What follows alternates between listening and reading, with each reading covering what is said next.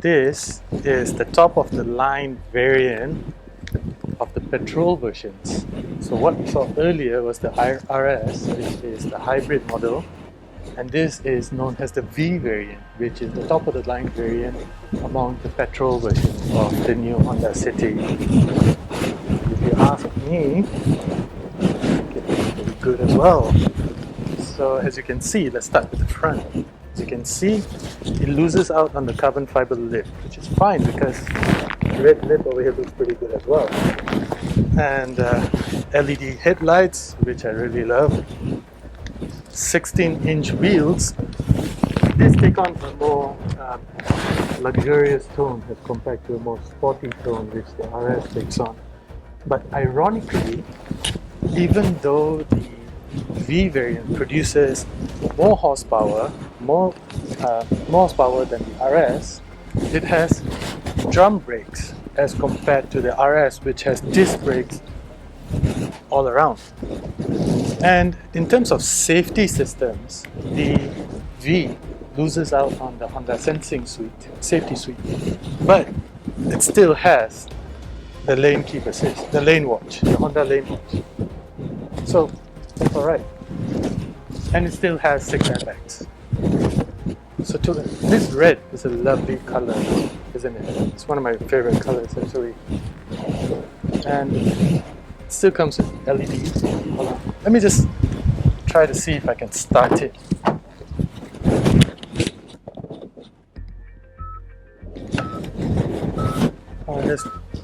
There's no key, so that's fine because internal combustion engine, monoxide, poison everybody, not so good. So anyway, comes with LED headlights. Let's take a seat inside. Maybe you want to come the other way around.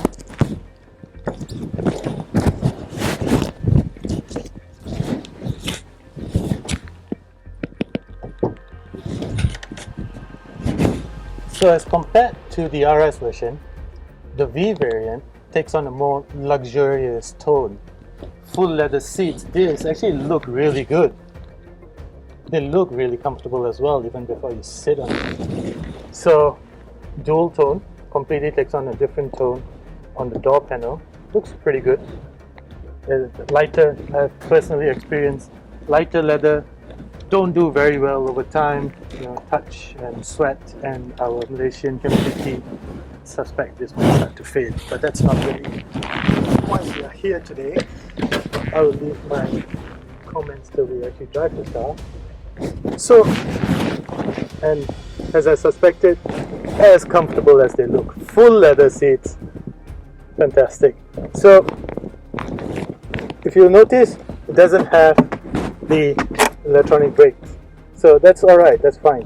I spent generations working with nano handbrakes, so it's not a deal breaker. Still comes with dual USBs, power outlet, a air condition, so that's cool. Apple CarPlay, Android Auto, which is a necessity these days. This is the cruise control, which is still over here, and trip clock meter for you to reset the trip meter over here. The steering wheel is the same as it was on the RS, except you notice this variant has paddle shifters because the 1.5V actually has a gearbox, a 1.5 liter gearbox. But before we get into that, before we get into the powertrain, let's talk a bit more about the interior. So just to note, okay, this is my preferred sitting position, yeah? Let's take that into account and let's go behind.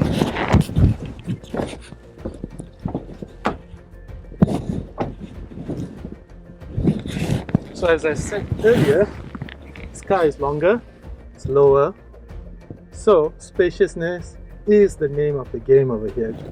Keep in mind that the Honda City is actually not a very big car. It has never been a very big car. So for it to have this much space, it's actually pretty impressive. Cup holders, always a treat, and air conditioning blowers. So if you're for people who drive Grab and you're thinking about buying a new car, supplementing your income by driving Grab car, this is perfect. It might get you some extra income by placing this car as a Grab premium car. It also has power slots at the back, so for family people, the children will love you for this. Let's go check out the engine and roof. This is a non-hybrid model. So for those of you who are still skeptical about hybrid powertrains, but you want the top of the line variant, this is the car you want. 1.5 liter engine, IV tech, dual overhead cams producing about 145 Newton meters of torque, 121 PS, which roughly translates to about 118 horsepower. It has a top speed of about 195 kilometers per hour. It does the 0 to 100 acceleration in 9 point something seconds, if I'm not mistaken, or is it? Yeah, 9 point something seconds. But even though it may not be as economical as the RS, which is a hybrid tuned for fuel efficiency, it still only needs 5.4 liters, 5 point something liters per 100 kilometer, which makes it incredibly efficient. Keep in mind that the RS version needs 3.77, where else this just needs 5 something, 5.4 if I'm not mistaken. So full petrol engine, still incredibly efficient, still not bad in terms of power.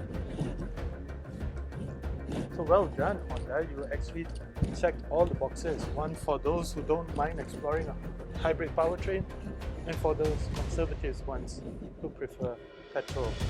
Now, let's go behind.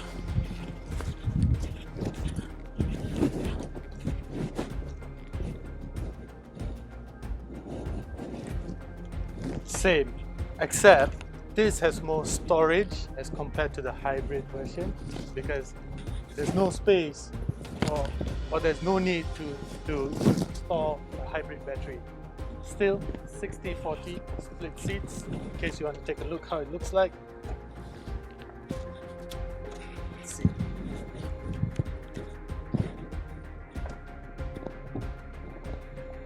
So you can completely flatten the seats this way. Look how they're almost nearly flat. And for those hobbyists, I reckon a bicycle may fit in here. Golf bags, definitely 2 or 3. IKEA shopping.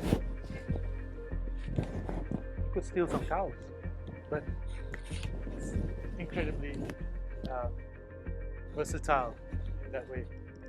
So yeah, as a first impression, Honda City undoubtedly has impressed. It's matured. That's from what it has been. If you notice from the Honda City timeline, from the moment it was introduced, it has always gotten better. And it's also worth noting that Honda Malaysia has already gotten 5,000 bookings of the new city. That's even before it was officially launched. That's the trust in this car, in this brand. After this, we're going to go take a look at the other variant, the E variant, if I'm not mistaken. So, yeah, let's go take a look at that.